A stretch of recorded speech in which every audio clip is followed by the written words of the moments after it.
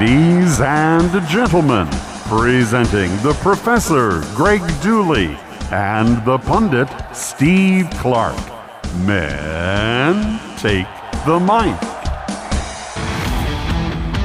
It's a very joyous edition of the Professor and the Pundit with Greg Dooley and Steve Clark. We're proudly presented by Nick Hopwood, who's a certified financial planner, the founder and president of Peak Wealth Management.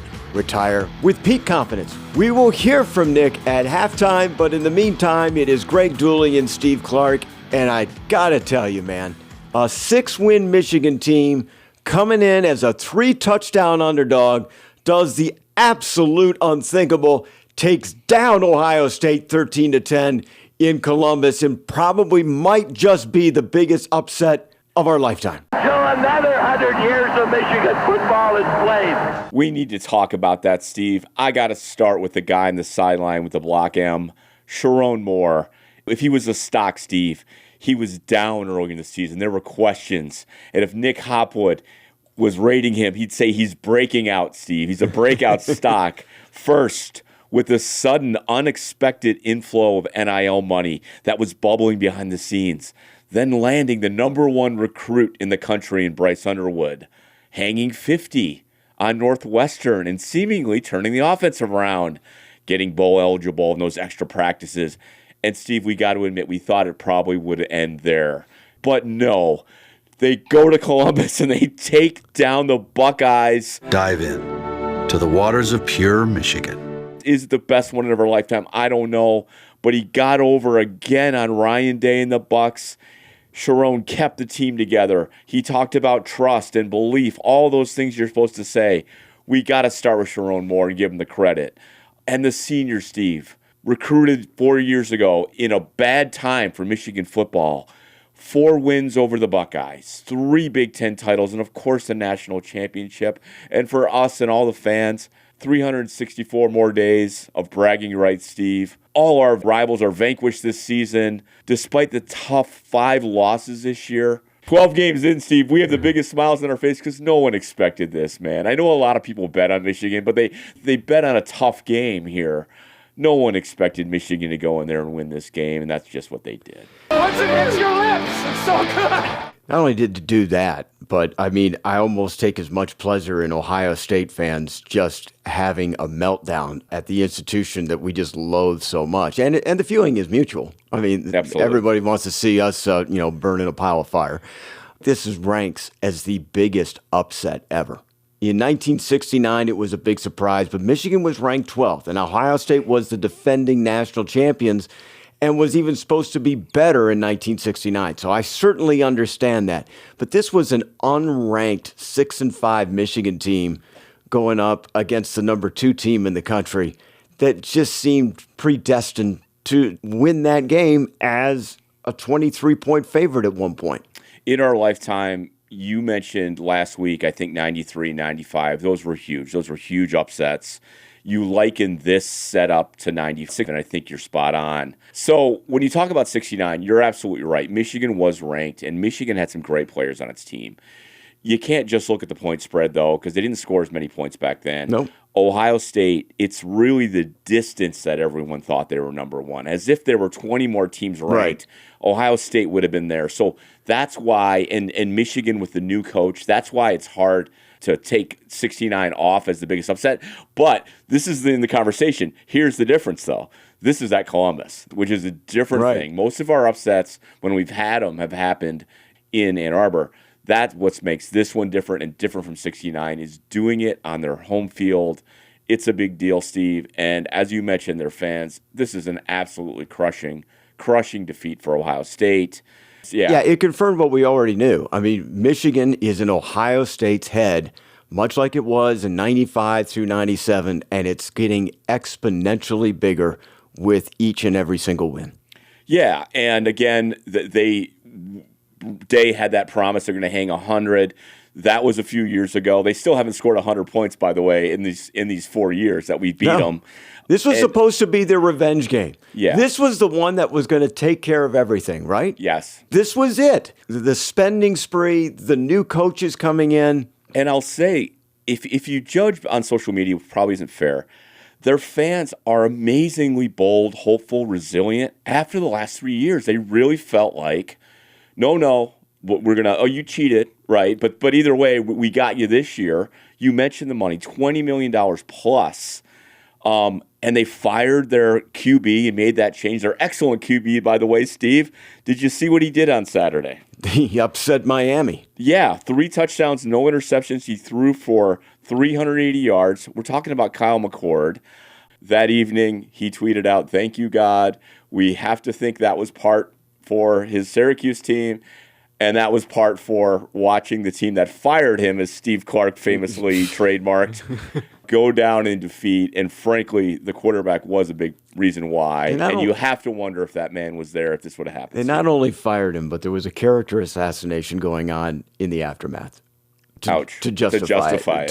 That's wonderful. And then Kyle McCord pulls off this big upset, has a great game. And sure, Ohio State is still firmly in the playoffs, but they're not going to get a chance at a Big Ten title. They got 2 losses in the league, and no matter what happens to them, they got to live with this for a year.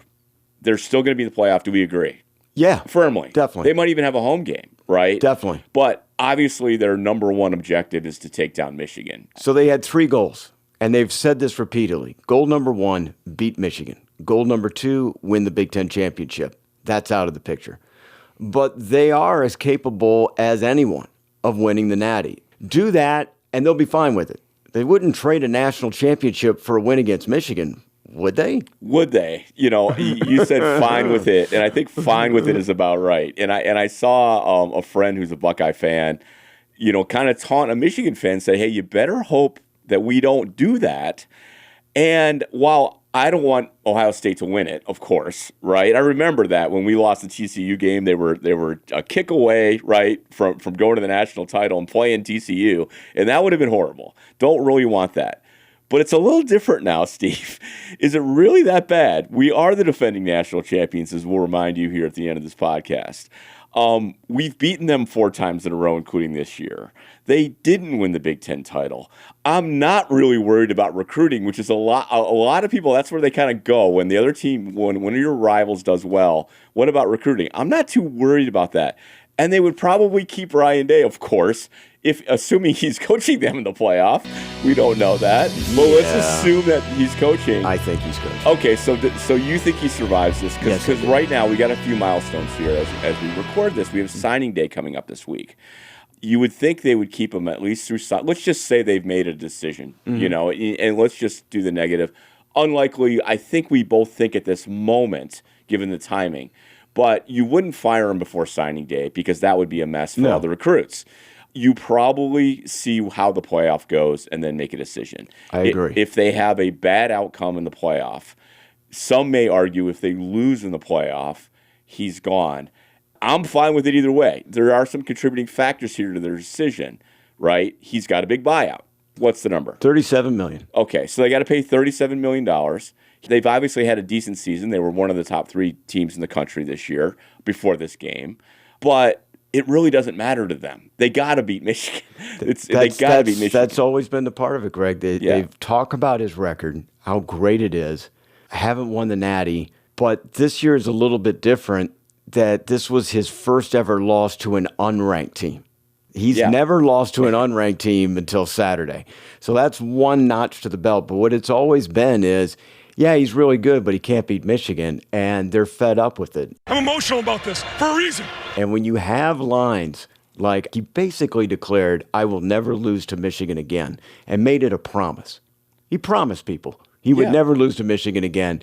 And then a few days later, loses to Michigan. And their fans bought it. See, didn't they, though? I mean, that's the feeling I got. Now, quietly behind the scenes, maybe they weren't happy, but they seemed to buy it. That's the thing. That's the whole thing. So in 21, they were upset in 2021.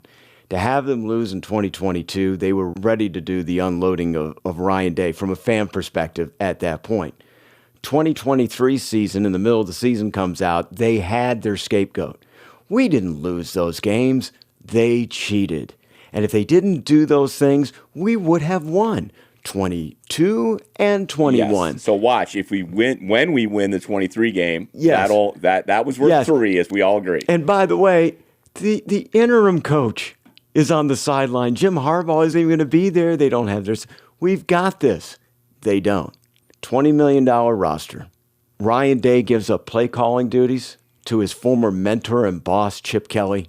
The stars are completely aligned for Ohio State to beat Michigan once they see that Michigan's a 6-5 football team. Yeah. That they can't beat a ranked team or come close to beating a ranked team. I'm excited. I'm excited about this game. I'm excited about this team. I love the look in their eye. This is automatic. This is bet the house. This is bet the kids' education money. Yes. They lost. They lost. And you talk about Chip Kelly. If he had a better game, we'll talk about the game a little bit. We know everybody watched it, but we'll talk about some of our thoughts.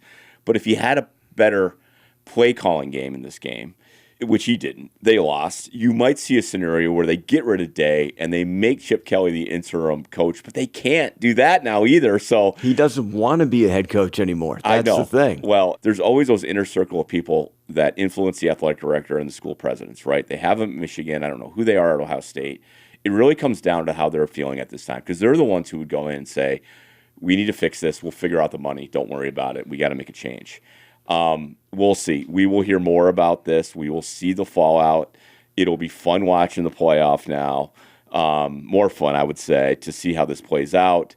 For Michigan, I mentioned Sharon Moore. Didn't mention Wink Martindale, but you gotta salute him. But who are the other standouts, Steve? On offense, you got to start with Khalil Mullings. I think he carried the ball 32 times in this era. You got to think back to a performance like Chris Perry against Michigan State with 51 or 52 carries. I forget the number. It's in the 50s. Yeah, like you're never going to see that again. But very similar. And part of that was because Donovan Edwards went down.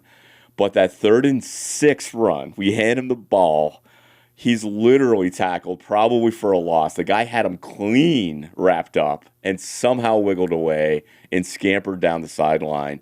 Fantastic moment. What else stood out to you on offense, Steve? There wasn't many offensive highlights in this one. I mean, of Michigan's 5 longest plays, 4 of them didn't even lead to any points, okay? Yeah. But the O-line didn't give up a sack. And Zavada, I mean, how is he not a Lou Groza finalist? I mean, it is absolutely crazy. Has he missed a kick? He missed a kick that was blocked. So technically, did he miss it? It was just blocked. Okay. But now he has 7 50-plus yard.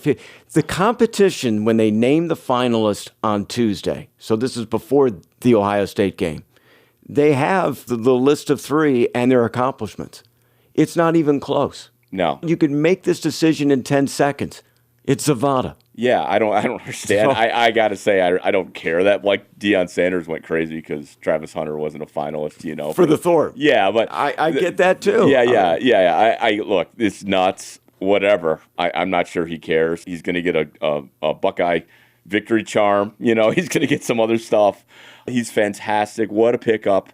We were talking last year about there's going to be a kick at some point. We're going to need Moody. And we really didn't need a super clutch kick in many situations last year. We really needed this guy in the games we had. Peyton O'Leary's catch. Okay. Mm-hmm. I'm not going to go Al Bundy on you. But I played some receiver in high school. Okay. You scored 4 touchdowns in one game. I played high school football. 4 touchdowns in one game. I scored 2 touchdowns. Turning and falling down to the ground is a really, really hard catch. It was incredible to get his arm underneath it to make that catch. I believe that was our longest pass completion for the game. Fantastic. Listen, he is what he is. But he was the quarterback of the team that went into Columbus and beat him, Steve. I got to give props to Davis Warren. Yes, the picks were brutal. He's obviously limited. He tucked and ran on that one play for a first down to extend a drive. I got to give him a salute because he's forever going to be known in Michigan lore as the quarterback who led the team down there and snapped the ball and did the thing. Now, yes, most of the time he was busy handing it off. And he threw 2 brutal picks. But nonetheless, Steve, history is written by the victors. Exactly. And I got to salute him. 20 years later, he's going to be the answer of a trivia question. He absolutely is. Who was the Michigan quarterback before Bryce Underwood that led Michigan to victory in Ohio State? You got to give it to him. You just got to give it to him. He's the guy who has his ball. even more than Mullings. He had it 32 times. But the story for Michigan was Wink Martindale and what they did on defense, Steve, I think clearly here. Michigan's defense capitalized on one of the Ohio State interceptions, and the Buckeyes didn't. That's part of the storyline. Yeah. Amir Hall's interception returned to the 2-yard line. We were banged up, and this was so important to have a few guys step up. We talked about it a little bit in the past. But Hall is that guy that I've seen out there. Zeke Berry, you didn't hear his name a ton, but also played a good game. These guys really stepped up when we needed them. And on the biggest stage, Amir Hall, and we didn't mention Makari Page. What a game he played. They did fantastic. They really stepped up. Another guy who's had kind of a rocky history here, but has shown improvement, and they both stepped up in this huge game. Page with the second interception, and when Michigan threw the interceptions, Michigan's defense comes on the field and prevented Ohio State not only from scoring, but they didn't even get a first down. Yeah, no, it was fantastic. And then when Tommy Doman pinned Ohio State inside their own 10, the D got a 3-and-out, which allowed Michigan to have a short field. They got a field goal, the long one by Zavada, 54 yards. Michigan's first 10 points came off drives in which they didn't get a first down. No, and Doman as well, solid kickoffs, great holds on the kicks on a windy day. Shout out to listener Gary, who prophesized that it would be windy, I believe, on the radio. And it mattered. It was a factor. And it was shifting a little bit, but it mattered. And for that, Tommy Doman, Steve, is a guardian of victory in my mind. Yes, he is. Yes. So Buckeyes held to 10 yards of offense in the fourth quarter. They got their last first down with about 5 minutes left in the third quarter. Amazing. And that's because Michigan had the ball the most. They just dominated in TOP. Buckeyes only had 77 rushing yards as they were determined to run, and that is a coaching thing. Credit Mason Graham, Kenneth Grant, and the rest of that front seven to holding Ohio State to that few yards and few yards per carry. They just could not get the running game going.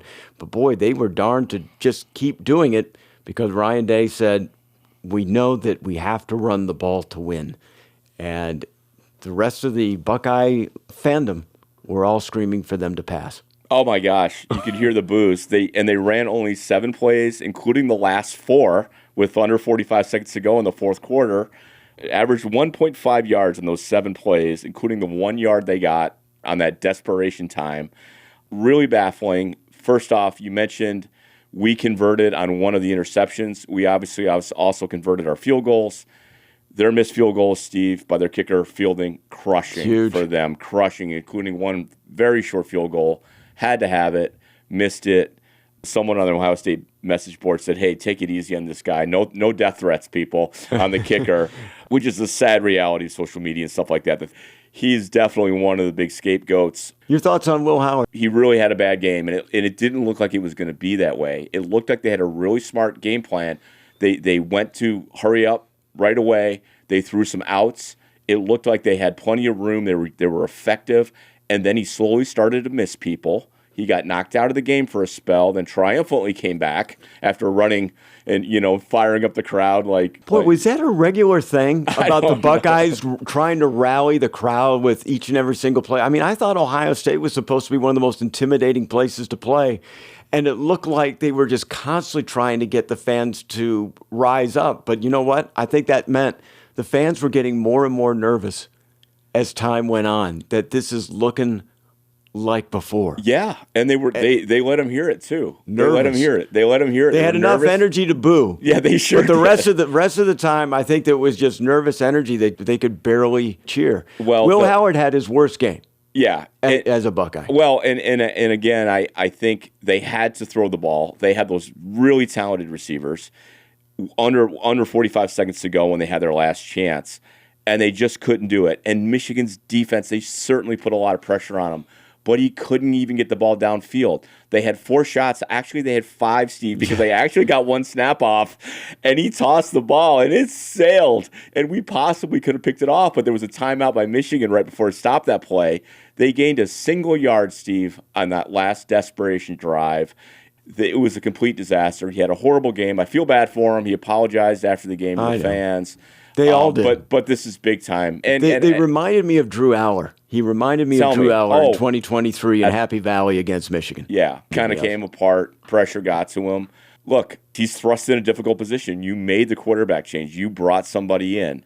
It's really hard to understand the gravity of this. He probably started to, and it affected him. And speaking of those boos, don't blame him, Steve, because trying to run the ball right up the middle to really the unquestioned strength of our team, 2, maybe 3 NFL caliber defensive linemen right at him, and they got stuffed every time, and the fans realized it. If you're going to run the ball, at least try to go around, go off the edge, or go back to that passing game that was working in the beginning of the game. Their fans were frustrated. They let them hear it, and that's why you wonder, is one of those or few of those people in that inner circle, Steve, who are they're going to come after him.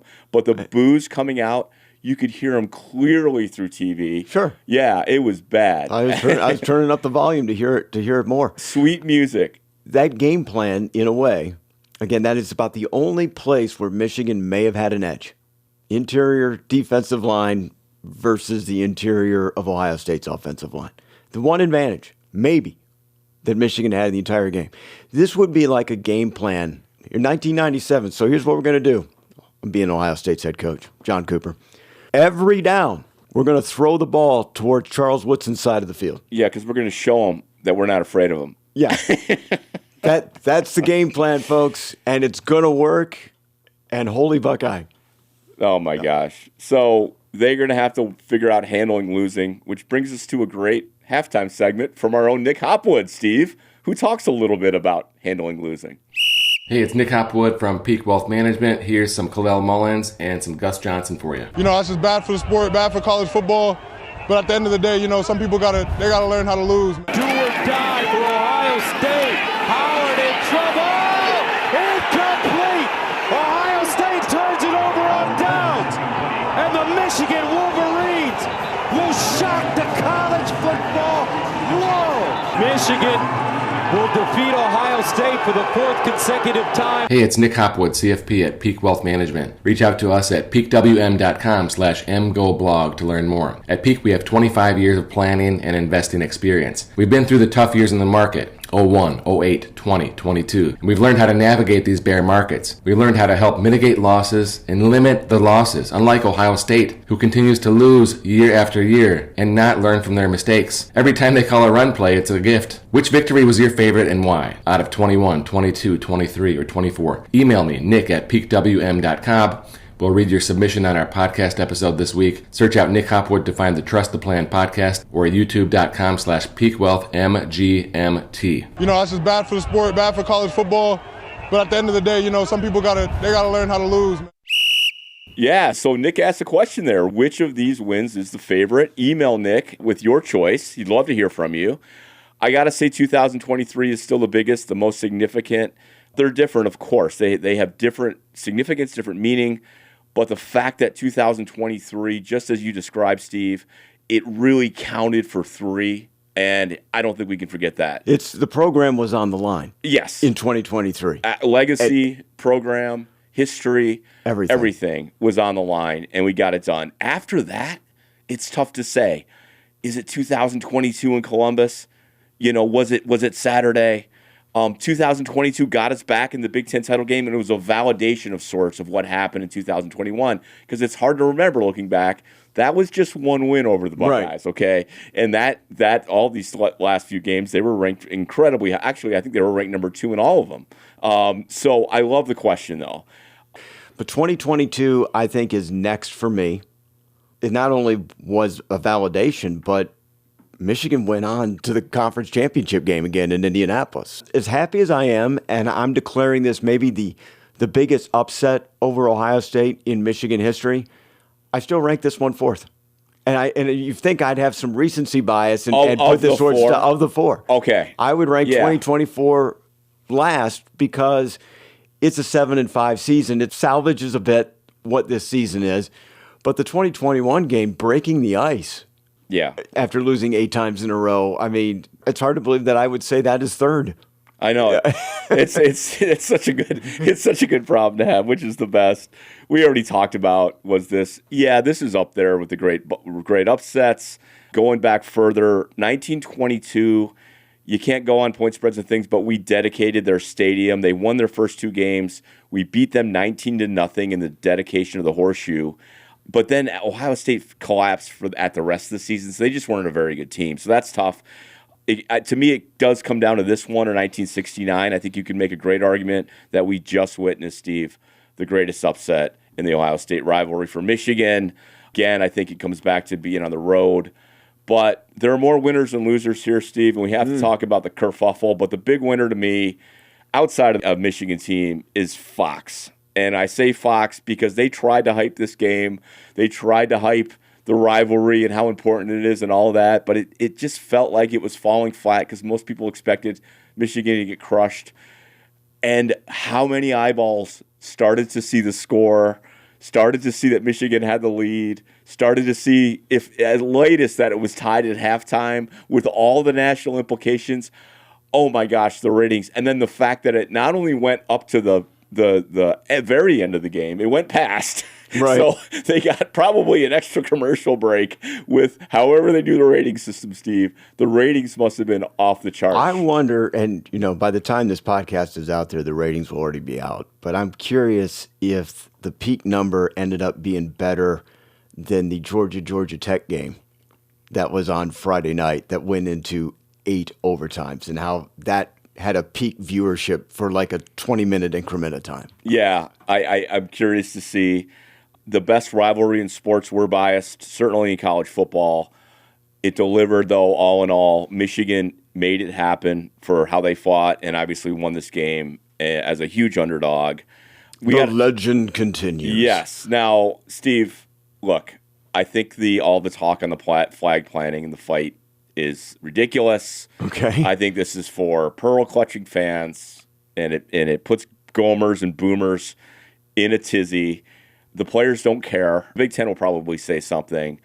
But it all happened on the field. There's 15 guys shoving each other. Okay, Steve, maybe you threw punches. Okay. The players don't care. My issue with it, and by the way, Jake Butt had a tweet. He said, look, that's what people do, is do things like the flag. And he didn't even blame Ohio State for going after the Michigan players. No. I don't either. I don't either. Like if they're going to do that and we want to dust up a little bit, get busy, as Colson Loveland says. Let's get busy. Of all the things that Ryan Day said in his postgame press conference, the one thing that resonated, or it seemed to make sense in a press conference that didn't make a whole lot of sense, was the fact that he said, look, they tried to plant our flag, and we got some prideful players who weren't going to let that happen. I get it. I get it, too. I understand it. And Michigan, if you're saying, no, they can't let it. Well, we've done it several times. We ran out and protected our banner in 1977 when they threw it. We tripped up Brutus the Buckeye in 1983 when he was running across the field. One of our lettermen did. We've done this before. The pepper spray bothers me, though, Steve. Who are these Paul Blart rent-a-cops on the field spraying pepper spray? By the way, at football players who are fully padded, wearing helmets. Okay, I think the whole thing is overblown. And again, in fairness, I don't blame the players either. The Ohio State players for and they did rush back. People are using words. Sharon Moore used the word charged. They did. They charged back, but I still don't blame them for that. Well, it was okay. And Mullings, again, you don't hand it to Sawyer after the game. You hand it to the winner. And Mullings said they got to learn whatever he said. I think Nick played a clip. Yes. They got to learn. They got to learn how to lose better. Yep. And that's because the winner gets is probably the team that's going to look better in the aftermath of this. Ohio State, for a lot of people, is going to look like sore losers. But again, I don't blame them for defending. Well, here's what I saw. They were in the middle of playing Carmen, Ohio. And they, interlock arms and, and get through the alma mater. And then right in the middle of it, you see the players just charge. They did a 180 and sprinted something. They sensed something was going on. So they all left. And then I saw a video from Angelique Changelis of the Detroit News and what she took a video of. And you see Ohio State players shoving police officers or security personnel out of the way to get to the Michigan players.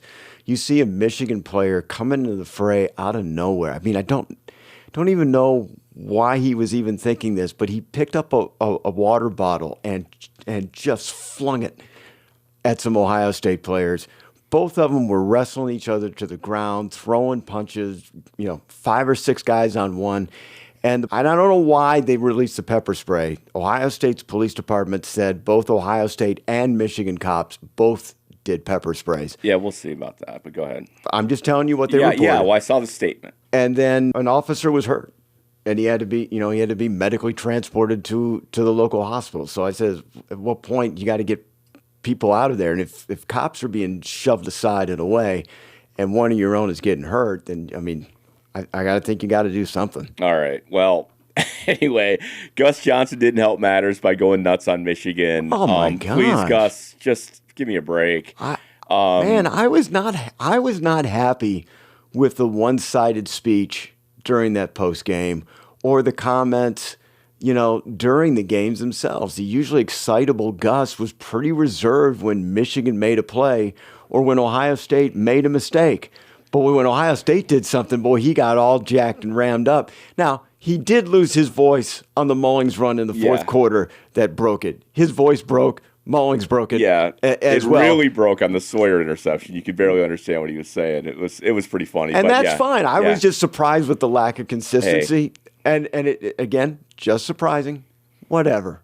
And I would have preferred a little, this isn't necessary. There's a scuffle. This isn't what we're about. You know, that kind of thing. And more, it was more about the Michigan players playing the flag. Okay, whatever. Or how about the fact that he's speaking in the words of Sharon Moore? Sharon telling the crowd, we didn't cheat this time. Yeah. No, what the heck is that? Hey, Gus, that's definitely not what Sharon was saying. No. Give me a break.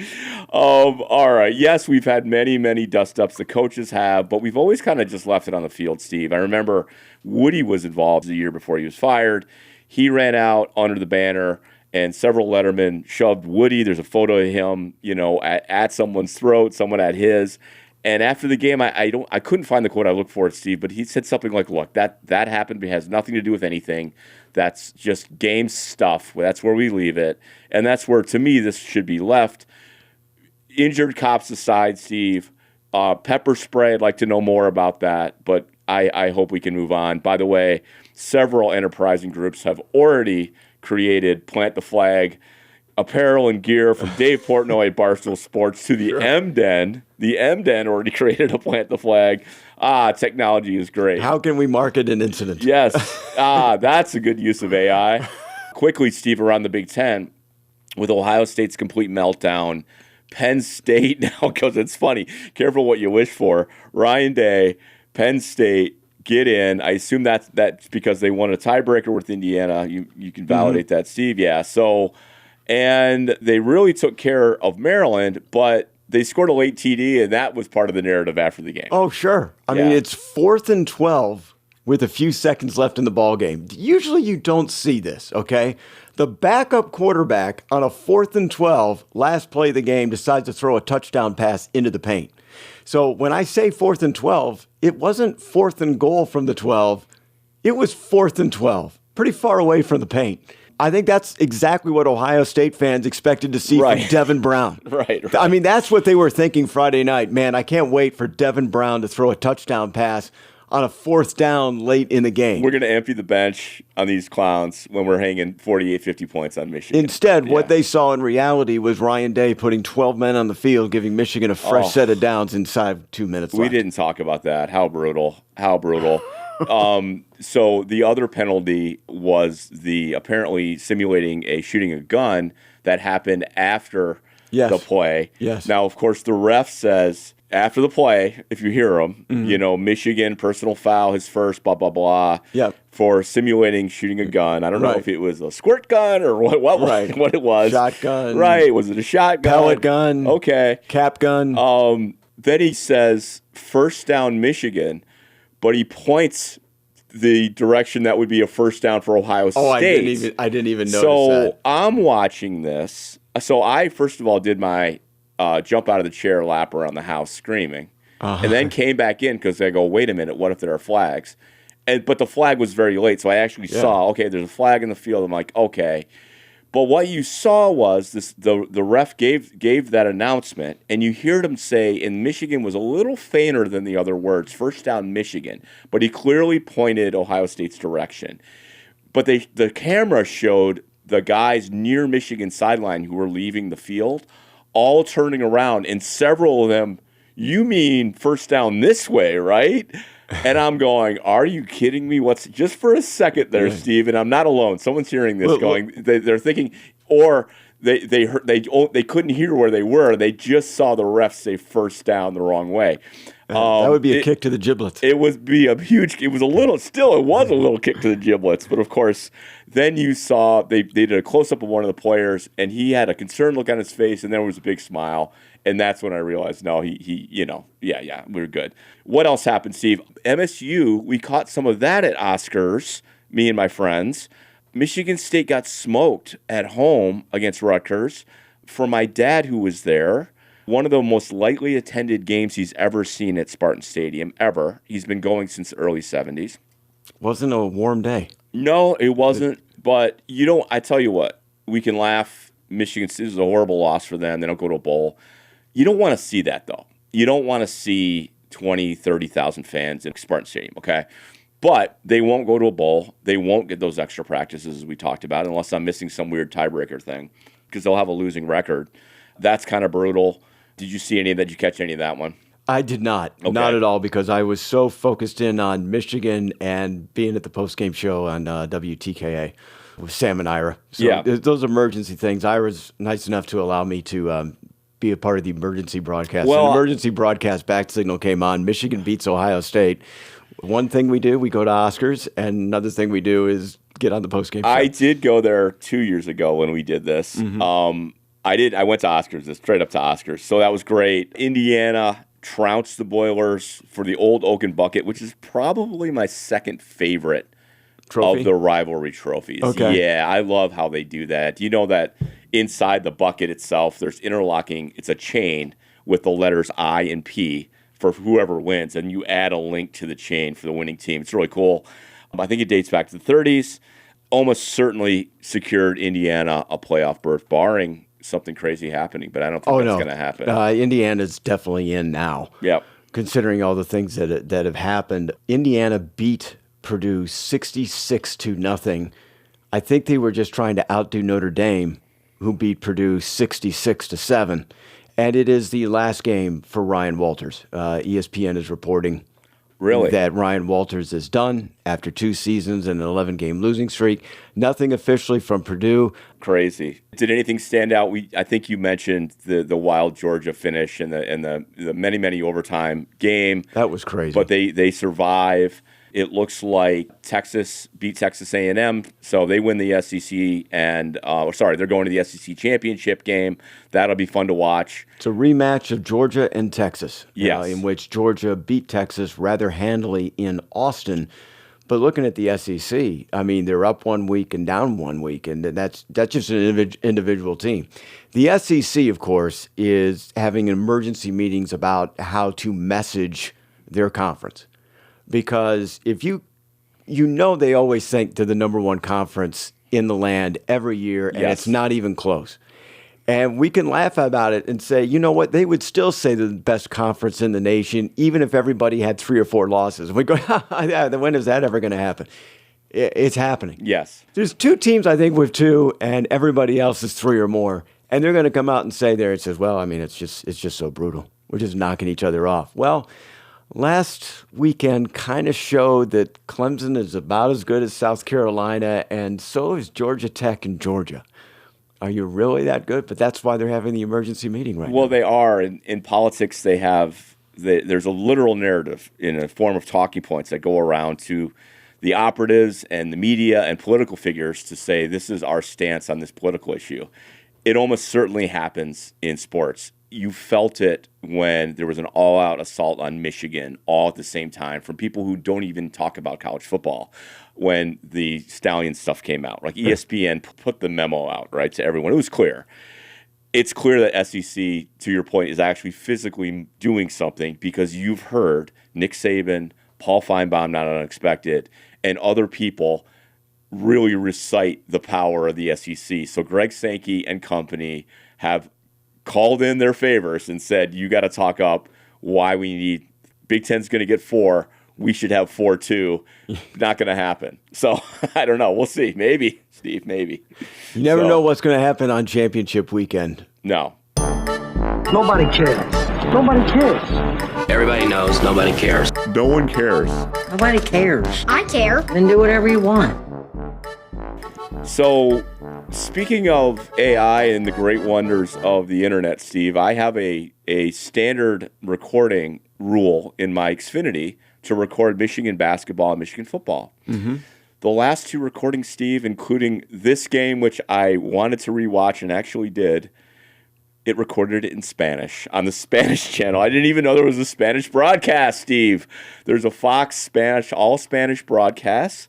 Pass incompleto was one of the, I heard in the last line. Quatro Anos, which I quickly translated to 4 years. Victoria was said very many times. And so my recording of the game is in Spanish. And so I only care about it. Hey, turn the volume down, listen to it. It's kind of amusing. We still win. We win it even in Spanish. Even in Spanish. Yes. Quick question. Zavada's field goal. Did he say Anthony Zavada 54-yard field goal? I don't know. Attempt is good. Let's hope so, Steve. You would think they would do something like that, but I think that's it. What an unlikely finish here to our regular season. We cannot be done. We are going to continue on. There's always basketball and hockey to talk about, and there is always the college football playoff, even if Michigan isn't in it. But this week, unlike some previous weeks during the course of the season, I feel like Michigan is the defending and reigning national champions. I feel that way too. Go Blue, Steve. Go Blue. All right.